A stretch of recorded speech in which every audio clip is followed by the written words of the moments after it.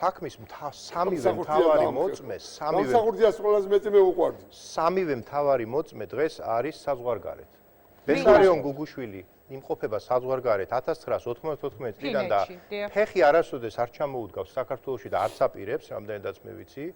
სხვათა შორის იგივე პიროვნებამ უარი განაცხადა ნებისმიერი სახის თანამშრომლობაზე კომისიასთან და განაცხადა, რომ ეს არის უკანონო პარლამენტის უკანონო კომისია და მას, როგორც კანონიერ ხელისუფალს, შეუძლია ჩვენ დაგვაკავოს. მეორე მოწმე ეს არის რობიზო მარგველანი, რომელმაც 2011 წლის თებერვლის შემდეგ, როდესაც ჩვენ ეს მთავარი ძირითადი დოკუმენტი გადავაგზავნეთ მთავარ პროკურატურაში, ძალიან მალე ითხოვა თავშესაფარი ავსტრიაში და იმყოფება დღესაც ავსტრიაში.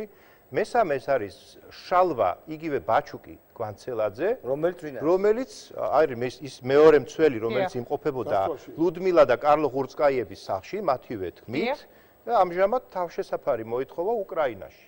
გასაგებია.